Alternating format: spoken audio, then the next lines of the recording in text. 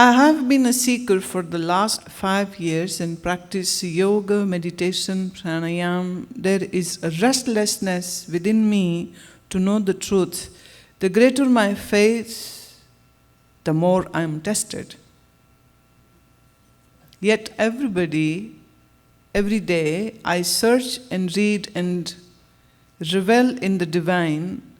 Why isn't that the divine tests your faith?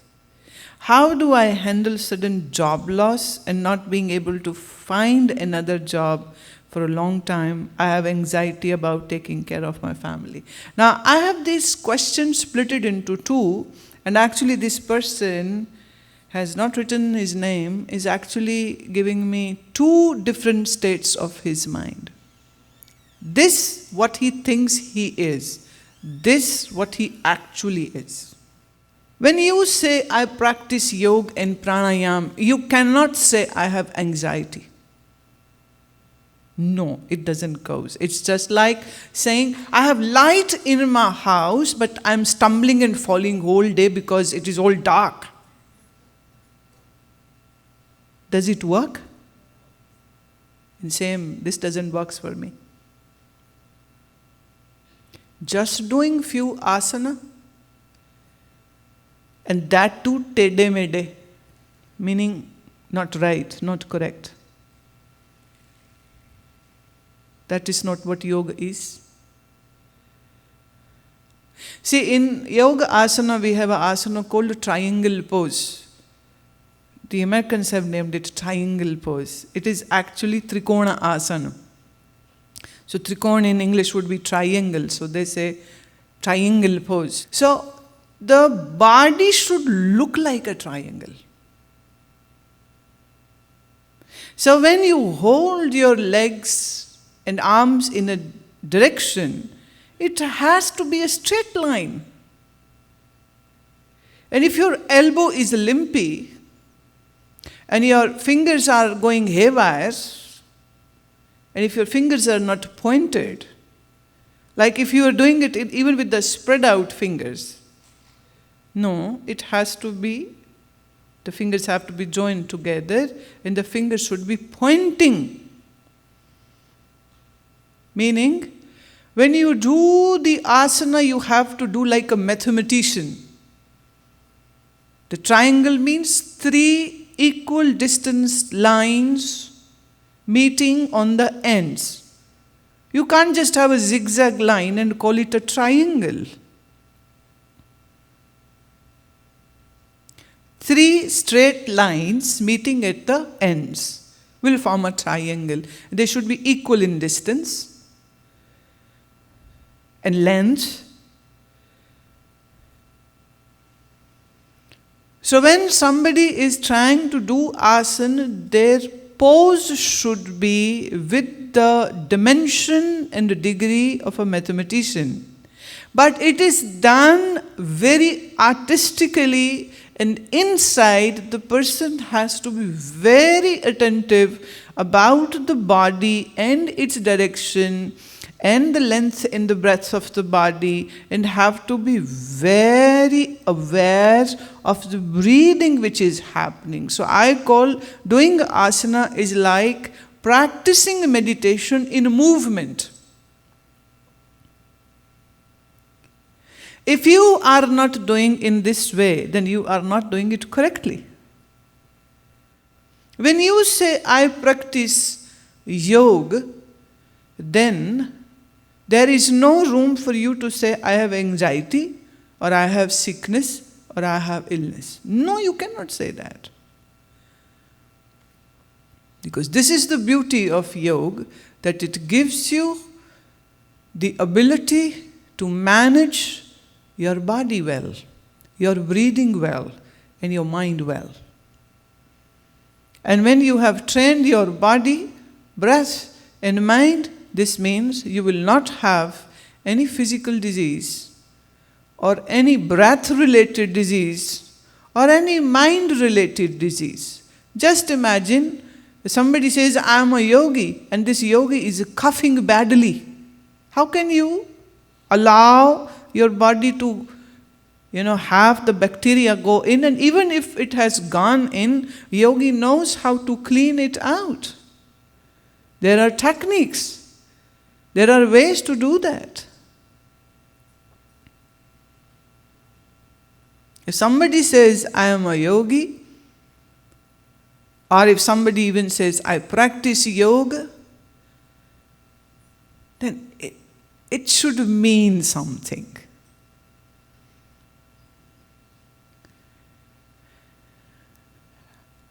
A person went to see a doctor. He was having bad cough. He was in the waiting room. Doctor was busy with other patients.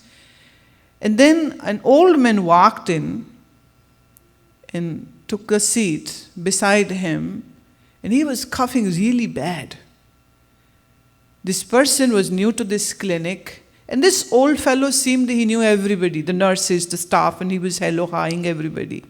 And the new man asked, do you come here often? He said, yes, from last 20 years I'm coming. I came here for my cough and I'm still coming for the same complaint. It's a very bad cough. But doctor is good. Is it? Is it really? Are you nuts? For last 20 years, if this person could not remove your coughing, how can you call that person a good doctor? While traveling in plane, I read a magazine which had an articles about allergies. In America, the spring comes and the allergies come. They call it the allergy season. And they have, the whole America is dotted with these zones. This is bad, this is really bad, the pollen is really bad, and this is okay, and this is green, and this is mild, and that. So a doctor has written the article what to do, how to heal your allergies. You know what he said? It was very interesting. I loved the article for one reason. He said, we Americans are too obsessed for cleaning, and we are not so exposed to the bacteria and microbes that we cannot handle even poor pollen, flower pollen. We can't even handle that. So take your kids out. When they are infant, let them play in dirt. That's what all Indian kids do. And you take an Indian body in any part of the globe, they will never have bad stomach, bad throat, or any allergy, right? And the doctor is writing that let your children play with the dog and take the baby out and let the baby play in grass. The body will become more immune, strong, not by keeping the baby in a bubble in the home. And about the allergies, that if you have allergies, then he gave all the list of the medicine. You can have this, have this. And yes, they have a long list of the side effects of this are having to happen. My God, if you read the side effects, how can any sane person take even a single pill? You can have a heart failure, you can have a seizure, you can have a brain failure, your liver can fail. So take this medication in guidance and prescription of the doctor. Don't take it. What do you mean by that? When you say, I practice yoga, and you say for last 5 years, then I really expect that you shouldn't be writing all the stuff. You say, why God is testing me? Well, God is not testing you at all. You are not that super special that God would get interested in you and then God would pick you and then test you. No. I know it's a big ego crumbling statement, what I'm saying, but this is what is coming, so take it or leave it. God doesn't test anybody. When you have weak faith, then you do these complaints. When anybody says this, God, why me? This is just a sign that this person is absolutely not in any relationship with God. The person might think, I am, but well, thinking is not everything. You have to have it or you don't have it.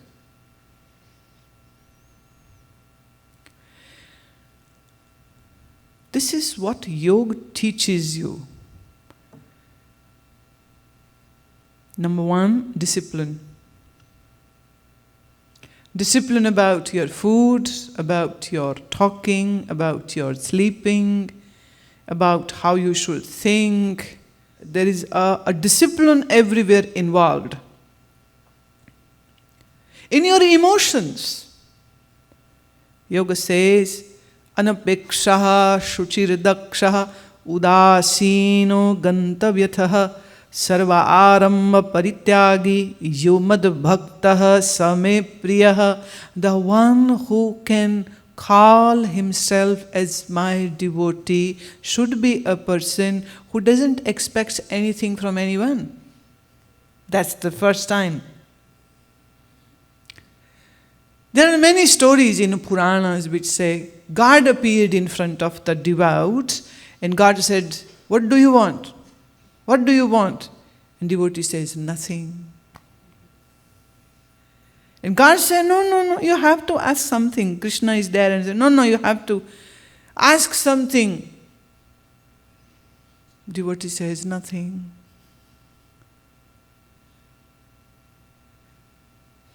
Why? The Bhakti Marga teachers, Acharya says, the day your mind is bereft of all worldly desires, you fit the bill to be called a bhakta. And only a bhakta will have attainment of God. If you have worldly desires in your mind, you are not a bhakta. And you don't deserve to be with God. Isn't it strange? When you have wishes and desires in your mind, you are away from God. When you lose all the wishes and desires from your mind, you become lover of God, and then God is in oneness with you. Then there is no room for further any desire to happen because you already have everything. जब तक मन में इच्छाएं हैं, ये चाहिए, ये चाहिए, ये चाहिए, ये चाहिए, ये चाहिए, तुम संसारी हो। संसारी का ईश्वर से क्या संबंध? कुछ भी नहीं। जब तुम्हारे मन से सब इच्छा चली गई, ये भी नहीं चाहिए, ये भी नहीं चाहिए, ये भी नहीं चाहिए, ये भी नहीं चाहिए, और प्रभु सिर्फ तू ही चाहिए, फिर तुम हो गए भक्त। और अब जब भक्त भगवान को मिलता है और भगवान पूछे भी अगर कि तुझे क्या चाहिए, तो चाहत तो वो बहुत पहले छूट गई।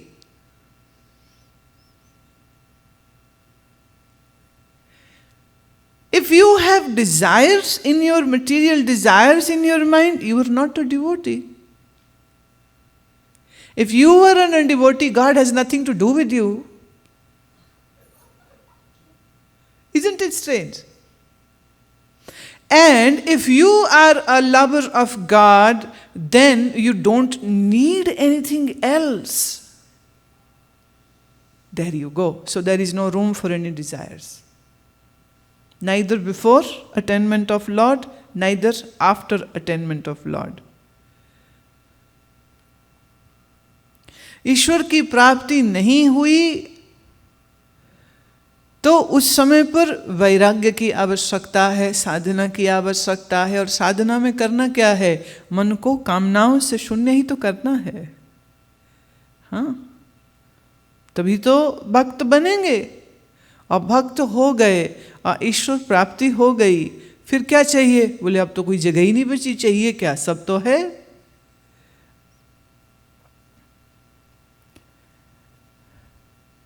यो न हर्ष्यति न द्वेष्टि न शोचति न कांक्षति शुभाशुभ परित्यागी भक्ति मान्यः स मे प्रियः। जो किसी इच्छा को नहीं करता, जो किसी से द्वेष नहीं करता, जो कभी शोक नहीं करता, जो कभी कामना नहीं करता, जो शुभ अशुभ कर्मों में ऊंचा उठा रहता है, वो राग द्वेष से रहित भक्तिमान व्यक्ति ही मुझे प्रिय है। This revelation comes from Sri Krishna, and Krishna is saying that those who don't have any animosity, any desire, any attachment, and who doesn't get flustered if good or bad happens around, who is away and transcended the attachment and delusion, is a bhakta, is a devotee, and such a devotee is adorable by God. God loves those people. So, in a way, what it is saying is that as long as you have desires, you are further away from Lord. Now, you may wonder, then how to live?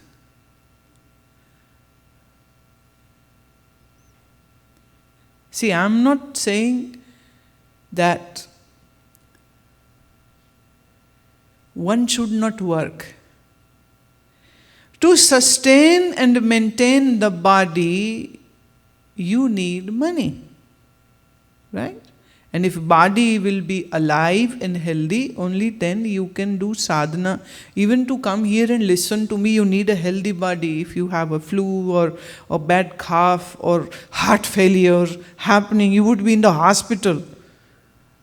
Sending me a message through some friend, oh, I so wanted to be in the session, but I have a heart failure and now I am in ICU. Right? तो शरीर तो स्वस्थ चाहिए ना सत्संग सुनने के लिए भी.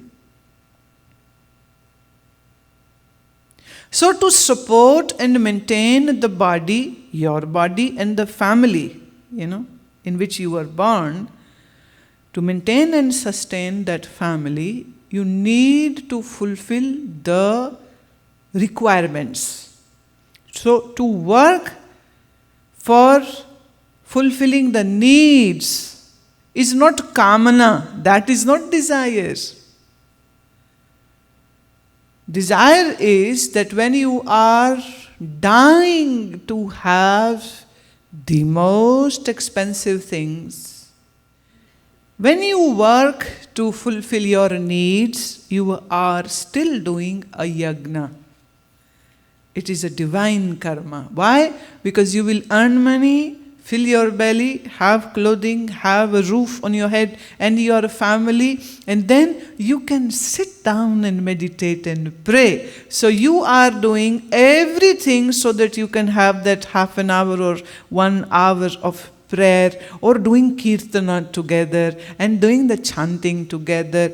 Do we have a family over here who do asana together? The family do asana together, and as a family do pranayama together, and as a family do mantra together. Although the term is the family which eats together, lives together, no way. They when meet once a day to eat together, they don't eat their dinners, they eat one another's brain. What did you do? What did you do? Why didn't you do that? Why didn't you were supposed to go there? Why didn't you do that? You were supposed to pay the bill. This, that. And you're complaining. So I wouldn't say the family which eats together will live together. I would say the family which does chanting together, asana together, praying together. Teach your kids that. Teach your kids that. If you will not teach, they will not learn. You have wasted your life. Why do you want your kid to waste his or her life? Teach the kid the value of Lord's name and the reality of this world. Money is not everything.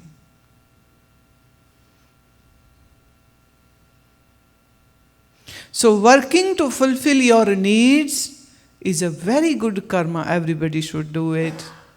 But working to fulfill your desires, Sri Krishna says, that is a heinous thing. And somebody said, oh, I so need. What? A Maybach car? I need, that is not my desire. I need it. I need a yacht. I need a ship. I need a plane. That's not my desire. And you only said working for fulfillment of your need is okay. Yoga teaches us discipline. योग हमें संयम सिखाता है. योग हमें दुनिया को समझना सिखाता है. क्या सत्य है, क्या असत्य है, किस चीज से हमारे मन में चिंता बढ़ेगी, किस चीज से हमारी चिंता कम होगी. वो काम करिए जिससे चिंता कम हो. Now this gentleman has also written that I'm jobless and I'm so depressed and why God is putting me into this test. Now, if this would have been a condition of a true devout bhakta and that bhakta loses the job, you know what that bhakta would be doing? Not complaining, but would be enjoying it as a holiday.